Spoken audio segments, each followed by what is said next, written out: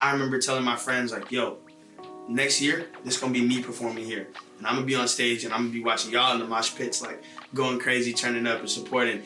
And they were like, yeah, all right, we'll see about it. Yo, what's good? I'm 24kGoldn, and these are my firsts for Enemy.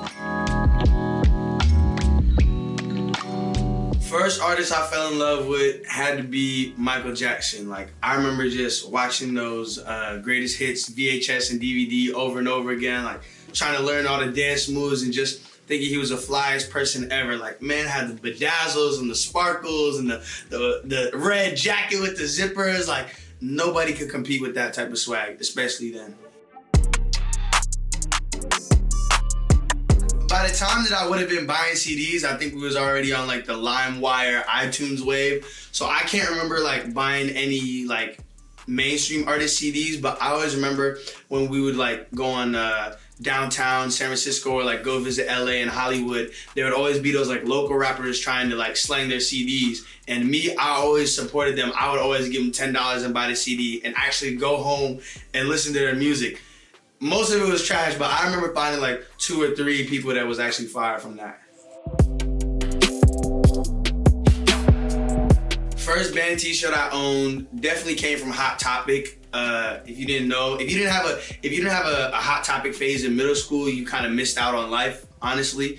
I think it was like a Sublime tee, and I had never listened to Sublime. I didn't even know it was a band. I just thought that was the brand, but they had like the sun with like their face on it, and I was like, oh yeah, this is hard. So I just rocked that everywhere. Had no idea it was a band tee. First tattoo I ever got was in Japan. I just turned 18 a couple months ago. Yeah, I'm gonna show it off because this bitch is hot. Ooh, look at that. It's a golden dragon with a 13 on it because I was born in the year of the golden dragon, 2000, which only happens every 60 years according to the Chinese zodiac. And it's got the 13th because I was born on November 13th. That's my lucky number, and it's had a lot of significance in my life, from, you know, meeting Paperboy on my 13th birthday for the first time and him being the person that brought me into the music world, and just a whole lot of other coincidences like that. First show I ever went to was a Keef show, okay? It was my sophomore year of high school, and I just went with my boys, and I remember like, yo, waiting for like an hour and a half. The show started at 10, bro didn't get there till 11:30. He only performed for 30 minutes, but that was the most lit 30 minutes of my life up until that point. Like, I just remember like going crazy to Finito and everything. What else? Don't Like. He was playing the album cuts too, like the songs that nobody knew but everybody felt them. Like, that was a legendary show because Chief Keef is one of the first underground legends. First music festival I ever went to was Rolling Loud. This was 2018. I remember driving down from San Francisco to Shoreline Amphitheater. That's where they had it the first time.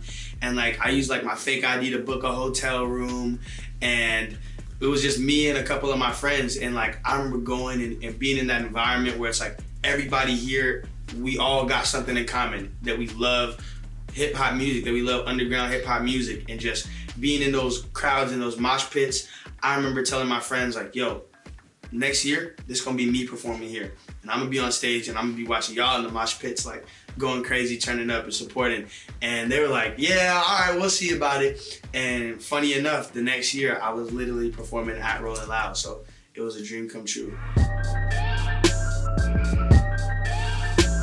First song I ever finished writing was called Broke Boy. It was a collab by me and Paperboy, the first of many of our collabs. But that was the first song I ever made, and I made it at Dream Team SF in the studio above the shop. He helped me write it. He found someone to mix it. I uploaded it to SoundCloud and texted it to literally everybody at my school that night. And when I went to school the next day, I heard people playing it on the courtyard. People were coming up like, yo, I heard your song, that shit was fire. Meanwhile, I know it was ass because, you know, I made great songs now, but like looking back, that was just my first taste of getting like appreciated for what I had to share with the world in a musical form. So that was dope. Shout out Paperboy. Shout out everybody at Low that supported. First time I heard my song on the radio was probably Valentino, maybe like a year and a half, 2 years ago. And we were just driving home from like a night out, you know, pre-pandemic when life was still, when the outside was still vibes, when the outside was still open. And my Uber driver, he just picked us up and he opened the door and I heard Valentino play. And I was just vibing with it for a second before I realized like, oh wait, I'm not on the aux cord, like Omer ain't on the aux cord, none of my friends is on the aux cord. This is the Uber driver playing it. So I went to go look and check, and it wasn't even him playing it off of his phone, it was playing off the radio. And I just remember feeling so like complete inside, like this is what I've been waiting for. Like it might be 2 in the morning, but I'm still getting that radio spinning. We're still, people are hearing it, so that was fire. First festival I performed at was Rolling Loud. You know, like I said before, it was the full circle experience, just being a fan of the festival and just being a participant like that.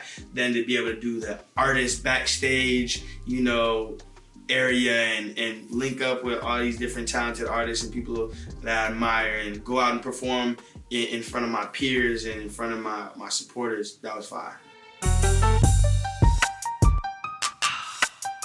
First, I actually vividly remember the first picture I posted on Instagram. I had just finished going paintballing in 7th grade. It was my friend's birthday, and everyone was talking about Instagram, and they were like, oh, you should make one. So I'm like, all right, fuck it. And I make my Instagram, and it's like me with my afro, and I'm just like looking super tired, like exhausted, and it was just like, had a fun day paintballing or whatever.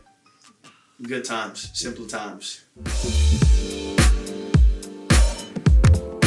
After my album's release, man, first thing I'm gonna do after my album's release is I'm going on vacation, okay? I've been working too hard for this to be the best album it could be, even though there's no such thing as working too hard. But I've been working really, really hard for this to be the best album it could be, and I'm in desperate need of some relaxation. So maybe like, wherever I can go, I don't know, I just need to relax.